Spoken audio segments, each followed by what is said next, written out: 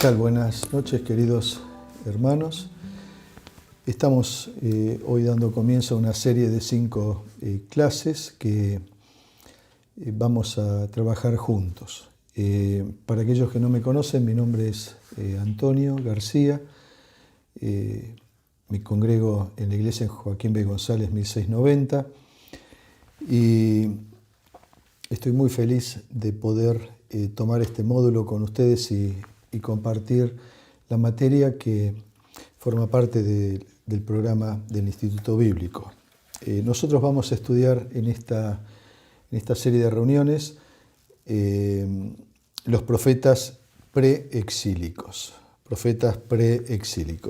Como dije, vamos a trabajar 5 clases. Esta materia estudia el ministerio de los profetas de Dios, pero los vamos a mirar concentrados en un periodo definitivo o definido de la historia de la nación de Israel. Estamos hablando de un periodo clave en la historia que marcó un hito tremendo en todo el pueblo de Dios. Me refiero a el momento en el cual el reino, que ya estaba dividido en el reino de Israel al norte y el reino de Judá al sur, sufrieron las invasiones de 2 naciones poderosas, una nación muy poderosa y luego un imperio mundial. El reino del norte fue invadido por Asiria y luego finalmente el reino del sur, Judá, fue invadido por un imperio mundial llamado Babilonia.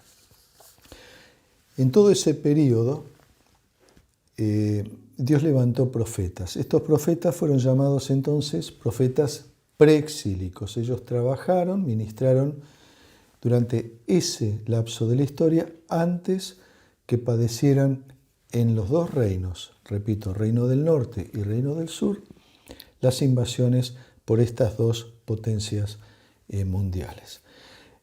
También vamos a decir, y ustedes conocedores ya de la palabra, saben que durante el exilio, especialmente en Babilonia, Dios también levantó profetas. El Señor levantó allí mientras estaban cautivos en Babilonia al profeta Daniel, y el cual estuvo ministrando en el palacio, y el profeta Ezequiel, el cual estuvo en la cautividad, estuvo fuera del palacio con la cautividad en la tierra de Babilonia. Pasados 70 años, según el relato bíblico y la historia, y los relatos que aprendemos nosotros también en la historia antigua, sabemos que la nación fue liberada por el imperio persa y regresó luego entonces de 70 años de cautiverio a la tierra de la cual habían sido desalojados.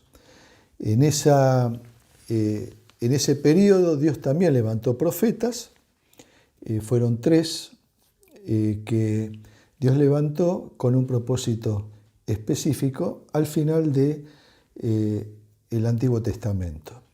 3 profetas fueron los que Dios levantó entonces. Nosotros los conocemos como los profetas post-exílicos.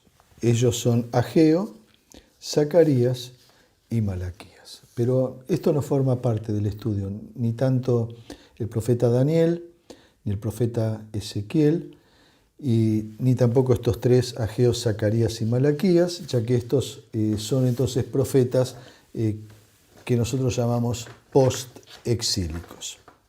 Nosotros vamos a mirar hoy, a modo de introducción, el contexto geográfico e histórico por el cual estos profetas preexílicos fueron levantados por Dios. Estamos hablando que, como ustedes podrán ver en el mapa, la zona de Asia Menor, especialmente el área de Palestina, allí el reino de Israel ocupa un lugar muy pequeñito en el mapa del mundo. Sin embargo, ese lugar tan chiquitito concentra y es el centro de la mayor parte de la revelación de Dios. El estudio que nos ocupa también va a tratar entonces de dos naciones muy importantes que son, como ya mencioné, Asiria, una potencia de aquellos días, y Babilonia, que se transformó en el primer imperio mundial, que en sus procesos de expansión invadieron primero Asiria, el reino del norte, cuando ya la nación de Israel estaba dividida. Esto sucedió en el periodo, en el año 722 a.C., y este imperio, el imperio asirio, fue un reino tremendamente sanguinario y que durante toda su expansión entonces llegó a ocupar y a conquistar de manera exitosa, en forma particular, el reino del norte, como ustedes pueden ver en el mapa.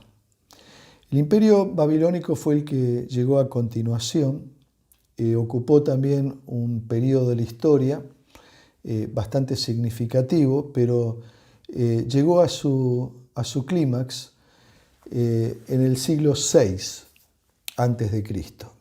Y efectivamente esto se manifestó cuando ellos pudieron, en el año aproximadamente 586 a.C., conquistar entonces el llamado reino del sur, cuando la ciudad capital, Jerusalén, cae en manos de Nabucodonosor.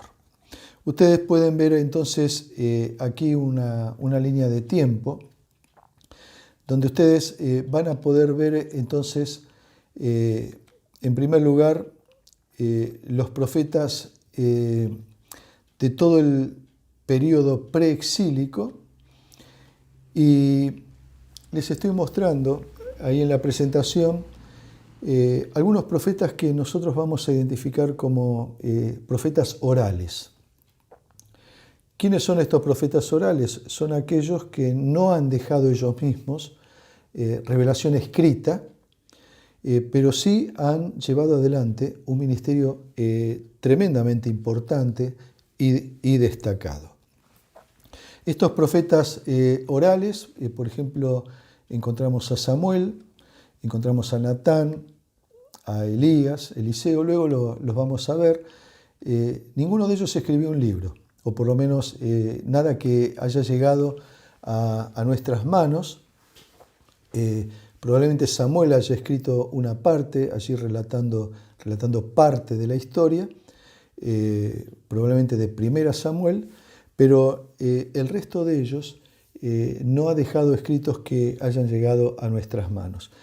Y luego, como estamos mostrando, del siglo VIII, o el año 850 a.C., hasta el siglo VI, 586, sí vamos a encontrar los llamados profetas literarios.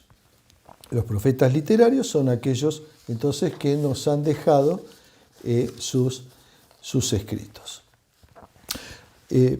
Para ir avanzando entonces, vamos a definir en primer lugar, y creo que todos lo podemos tener claro, pero por razones de un buen orden y para poder seguir una estructura adecuada, vamos a definir en primer lugar qué es un profeta. Los verdaderos profetas son aquellos portavoces de Dios. Son aquellos cuyos relatos entonces los identifican como personas levantadas por Dios, fueron identificadas como varones de Dios, y que en el relato de la palabra vemos que eran hombres tremendamente involucrados con la situación que estaba viviendo la nación de Israel. Se levantaban con autoridad, lo hacían para comunicar el mensaje de la palabra de Dios en un contexto totalmente adverso, de decadencia espiritual, de rebelión frente a la ley de Dios. Era un pueblo contradictor, era un pueblo rebelde con el cual tenían que trabajar. Era un pueblo que venía declinando en forma sistemática hasta llegar a una ruina nacional. Esta voz de los profetas no solo se escuchó en aquellos días, la voz de los profetas sigue escuchándose hoy. Muchos de los conceptos y muchas de las enseñanzas que nos dejan y que llamaron la atención y convocaron al arrepentimiento, al volver a la voz de Dios, a escuchar la ley de Dios, a recordarles lo que ellos debían hacer. Esas palabras también suenan en nuestros días y son también un faro y tienen muchísima aplicación para nuestra vida personal, aparte del ejemplo que cada uno de ellos son para nuestra vida. Existen en la palabra de Dios tres vocablos o tres términos que identifican precisamente a un profeta. Ustedes están viendo también en la pantalla la primera expresión, que especialmente la encontramos en el libro de Samuel, que es la palabra roé y José, H-O-Z-E-H.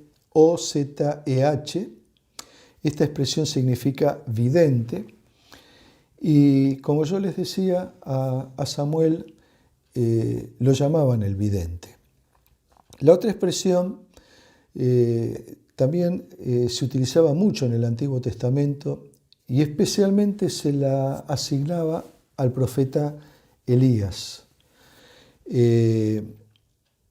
Ish es la expresión para identificar al hombre, Elohim, Dios, varón de Dios, Ish, Elohim. Esa palabra también ustedes la van a encontrar, este vocablo lo van a encontrar y lo vamos a ver cuando comencemos a mirar a estos profetas, y eran identificados o llamados varones de Dios. Y la tercera expresión o vocablo es la palabra hebrea Naví, N-A-B-H-I, sería como nosotros la escribiríamos en español, y tiene un significado que describe precisamente el rol del profeta. Uno que habla en nombre de otro. Tenemos el ejemplo allí claro en Éxodo. En el Éxodo, en el capítulo 7, en el versículo 1, cuando Dios le dice a Moisés y le está referenciando que yo levantaré a Aarón, y Aarón, tu hermano, dice allí Dios cuando le está hablando en el capítulo 7 a Moisés, será tu profeta. Y esta es la palabra más común y que directamente se traduce así, profeta, y que entonces está describiendo justamente la misión, hablar en lugar de otro. Los profetas hablaban en lugar de Dios. Dios hablaba a estos profetas y ellos inmediatamente transmitían la voz de Dios. ¿Cuál era su misión? Bueno, esto que estamos describiendo de alguna manera responde a esta pregunta. Pero lo primero que quiero decir que la misión de ellos no era traer una nueva enseñanza. No encontramos a los profetas trayendo enseñanzas nuevas. Ni tampoco estaban enseñando la ley. Lo que ellos hacían era amonestar al pueblo, llamar la atención al pueblo traerles a la memoria lo que Dios ya había enseñado y traerles a la memoria lo que la ley de Dios reclamaba.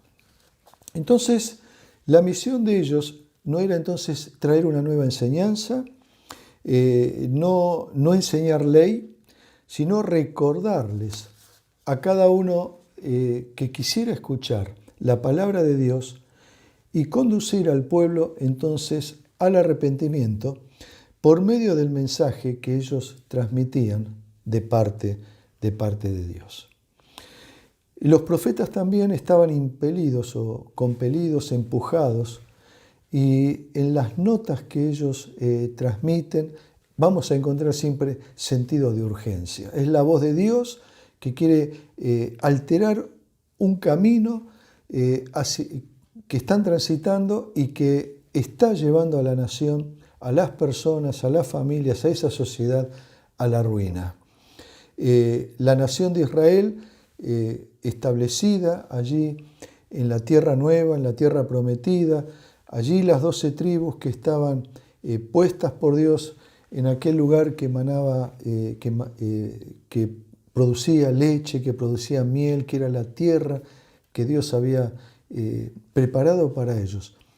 Era el lugar donde esta nación estaba deteriorándose, apartándose de Dios y perdiendo su testimonio. Y hablando de testimonios, los profetas precisamente eran aquellos que con su propio testimonio, con su propia conducta, con su propio accionar, se levantaban como ejemplo para una nación que no tenía ejemplos. No tenía ejemplos en sus líderes, no tenía ejemplos en los sacerdotes, no tenía ejemplos en aquellos que juzgaban. Por eso allí en Jeremías, en el capítulo 6, en el verso 27, cuando Dios está mirando al profeta Jeremías, le dice, por fortaleza y te he puesto en mi pueblo, y dice, por torre. Levantándolo entonces al profeta como un lugar al cual todas las naciones y particularmente Israel podían correr para buscar el refugio en la palabra de Dios, y como una torre allí se levantaba para que todos pudieran mirar el testimonio de este profeta. Esta misión que los profetas tenían, y particularmente los profetas preexílicos, era muy difícil, decía, porque ellos debían moverse en un contexto de absoluta adversidad. Y esta adversidad era porque el pueblo era rebelde, pecador, idólatra, el pueblo desobediente. Esto, si bien los profetas estaban cumpliendo una misión, esto no sorprendió jamás a Dios. Ni la rebeldía del pueblo, ni la conducta del pueblo, ni el desvarío en el cual toda la nación cayó en pos de su pecado. De hecho, Dios, cuando está anticipando la toma de la tierra prometida, allí en Deuteronomio, en el capítulo 27, Dios, antes que salieran a cruzar en pos de la tierra prometida, una de las últimas órdenes que Moisés recibe es que la nación pudiera escuchar entonces las bendiciones de la obediencia y las maldiciones de la desobediencia. Y dice allí en el capítulo 27 de Deuteronomio, lo leo, allí en el versículo 12, cuando hayas pasado el Jordán, estos estarán en el monte de Gerizim para bendecir al pueblo. Y entonces divide a las 12 tribus, poniendo uno en el monte Gerizim, a la tribu de Simeón, Leví, Judá, Isaacar, José y Benjamín. Dice, y estos otros estarán en el monte Ebal para pronunciar maldición. Y entonces menciona a otras tribus, Rubén, Gad, Aser, Zabulón, Dan y Neftalí. 2 montes, la mitad de la nación en un monte, el monte Gerizim, el monte de las bendiciones, y en el monte Ebal, la otra mitad, y allí para pronunciar las maldiciones. Y entonces escuchamos las consecuencias de la obediencia. Todas las bendiciones que Dios prometía si el pueblo de Dios escuchaba la voz de Dios y guardaba y ponía por obra todos sus mandamientos. Estoy leyendo Deuteronomio 28:1. Y si esto acontecía, dice, vendrán sobre ti estas bendiciones si oyeres la voz de Jehová tu Dios. Y entonces en el capítulo 28, la primera parte, encontramos las bendiciones. Pero también hay consecuencias si el pueblo desobedecía. Y dentro de esas consecuencias, allí en el verso 43 de Deuteronomio 28 dice, el extranjero que estará en medio de ti se elevará sobre ti muy alto, y tú descenderás muy bajo. Él te prestará a ti, y tú no le prestarás a él. Él será por cabeza, y tú serás por cola. Leo el verso 49. Dice, Jehová traerá contra ti una nación de lejos, del extremo de la tierra, que vuele como águila, nación cuya lengua no entiendas, gente fiera de rostro, que no tendrá respeto al anciano ni perdonará al niño, y comerá el fruto de tu bestia, el fruto de tu tierra, y no dejará grano, ni mosto, ni aceite, ni la cría de tus vacas, ni los rebaños de tus ovejas hasta destruirte. Pondrá sitio a tus ciudades hasta que caigan tus muros altos y fortificados en que tú confías. En toda tu tierra sitiará pues todas tus ciudades y toda la tierra que Jehová tu Dios te hubiere dado. Tremendo. Nada sorprende a Dios. Y antes que la nación llegara a la tierra prometida, el Señor advierte. Consecuencias de la obediencia, maldiciones por la desobediencia. Y esta desobediencia fue el camino que la nación escogió. Y por lo tanto, las maldiciones tristemente se cumplieron. El pueblo se rebeló, la nación, como hemos visto en esa línea de tiempo, se dividió a la muerte del rey Salomón, y entonces el reino que se rebela, que se separa del hijo de Salomón, se constituye, allí se aglutinan en lo que luego en la historia antigua y en la palabra de Dios encontramos como el llamado el reino del norte o Israel, cuya capital es Samaria, y el reino del sur o el reino de Judá, donde queda allí su capital en la ciudad de Jerusalén.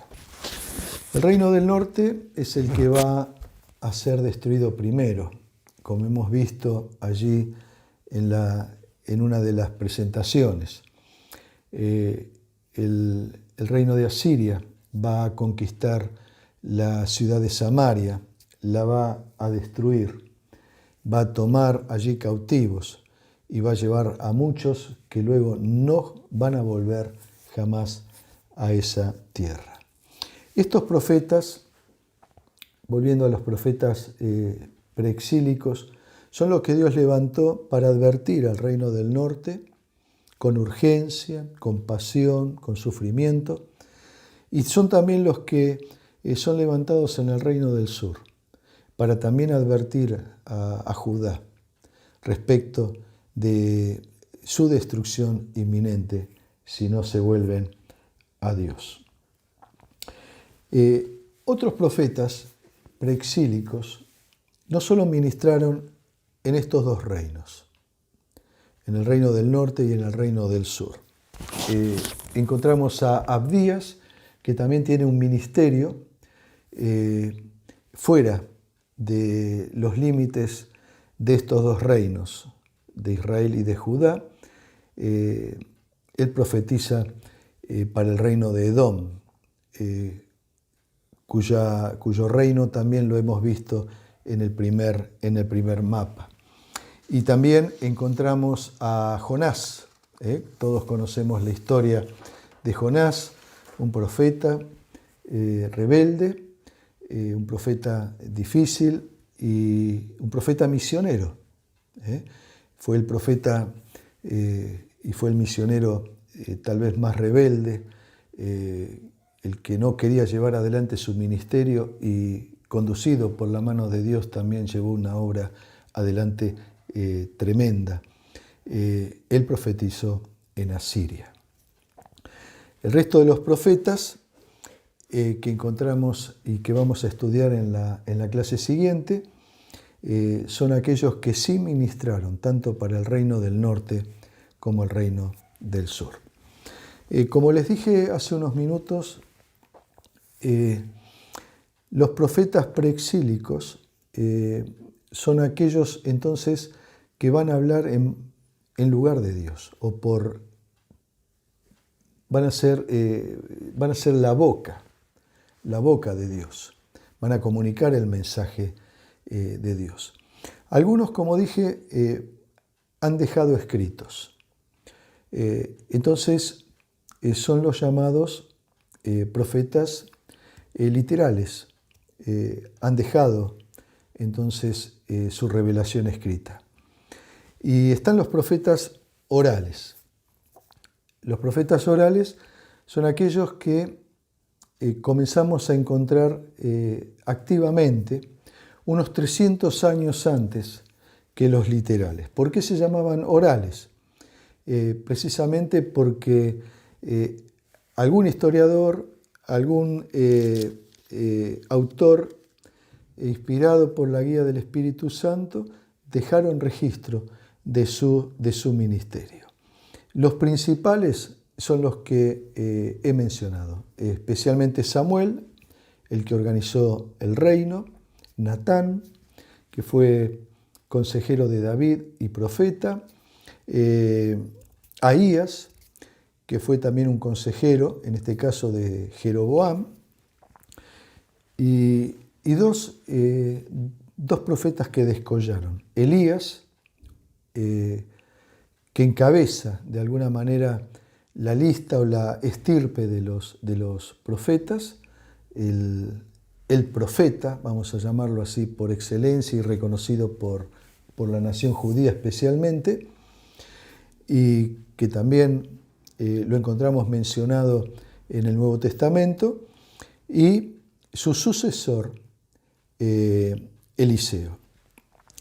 Estos dos profetas, estos dos últimos, lucharon incansablemente contra la idolatría, contra los Baales y contra reyes que habían instaurado la idolatría en la nación de Israel.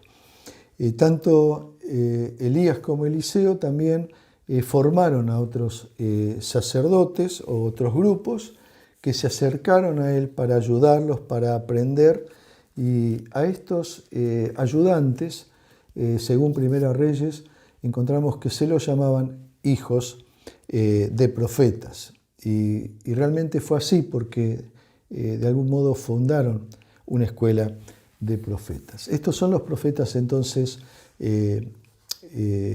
orales y los vamos a ver luego con un poquito mayor detalle. Y los profetas literales son los que ministraron entre el ministerio, el servicio que encontramos registrado allí con Samuel y que han estado presentes hasta la caída de Jerusalén en el año entonces 586. A Elías lo encontramos allí en Primera Reyes, en el capítulo 17, enfrentando a Acab.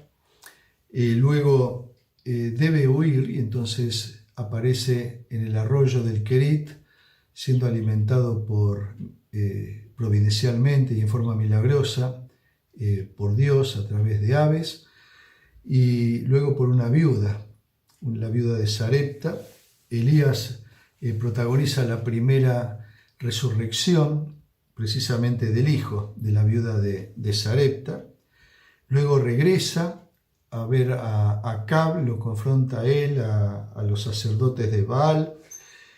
Luego lo encontramos huyendo de Jezabel, la esposa, y finalmente tiene un encuentro personal otra vez con Dios en Orbe, en Primera Reyes capítulo 19. Recoge a Eliseo. De alguna manera Eliseo aparece como su sucesor, y finalmente encontramos a Elías siendo arrebatado al cielo. Un profeta fantástico cuya vida ha sido modelo para todos los profetas en la dependencia de Dios, en la fidelidad de Dios, en los padecimientos, pero también en el tremendo poder que Dios ejerció a través de él como un canal para testificar verdaderamente lo que él tenía que transmitir entonces frente a una nación tan rebelde. Eliseo recoge entonces de alguna manera el manto, como nos enseña la palabra de Dios, toma también la sucesión profética, y lo encontramos ya en Segunda Reyes. La característica de Eliseo es que Dios le proveyó a él una doble porción, como nos dice la Escritura, del Espíritu de Dios. Y así como aprendió de su maestro Elías, él también tuvo la experiencia de ser sostenido por Dios, resucitó también al hijo de la tsunamita, tal cual había hecho el milagro Elías. Purificó una olla que estaba envenenada, sanó a un general del ejército sirio, a Naamán, y realmente condujo a la nación hacia la búsqueda de Dios. Hombres resistidos, hombres que sufrieron tremendamente, rechazados, pero con una fidelidad absoluta, y que nos han mostrado un modelo que realmente nosotros, estudiamos en la escuela dominical, los vemos en toda la literatura del Antiguo Testamento, y que han sido modelos para muchos creyentes, y especialmente objetos de estudio. Les recomiendo la lectura, por ejemplo, del libro de Arthur Pink, cuando él hace el comentario de la vida de Elías. Vamos a quedar acá nomás. La próxima clase nosotros vamos a comenzar entonces con los profetas literales. Vamos entonces a estudiarlos. Ya nos hemos puesto en un contexto general, histórico, geográfico, pero vamos a arrancar viendo un pantallazo entonces quiénes son estos profetas, dónde ministraron, el periodo histórico de cada uno y cuál fue el mensaje que durante su ministerio ellos debieron transmitir a sus interlocutores. Deseo que el Señor nos bendiga y que el estudio que vamos a continuar despierte en nosotros avidez, interés para poder profundizar en la vida, inclusive de algunos profetas que no solemos mirar mucho en la palabra de Dios y que, insisto, son portavoces de un mensaje precioso para cada uno de nosotros. Vamos a terminar esta primera clase entonces con una palabra de oración, y deseo que el Señor nos bendiga y nos guarde en esta semana. Oremos. Señor, gracias también por el ejemplo que nos has dejado a través de estos santos varones que tú has levantado. Te agradecemos por su testimonio, por su ejemplo, por su constancia, por su tenacidad y por su valor. Eran hombres débiles, Señor, pero que fortalecidos por tu palabra, impulsados por tu Santo Espíritu y por el amor a tu nombre y a tu santidad, pudieron hacer cosas que en estos días son como un ejemplo tremendo para nuestras vidas. Ayúdanos, Señor, a conocerlos, ayúdanos a imitar su ejemplo y ser también testigos, portavoces también de tu palabra como lo fueron ellos en aquel entonces. Bendícenos, Señor, y te agradecemos por todo, en el nombre del Señor Jesús. Amén. Buenas noches y que el Señor los bendiga y nos vemos la próxima clase.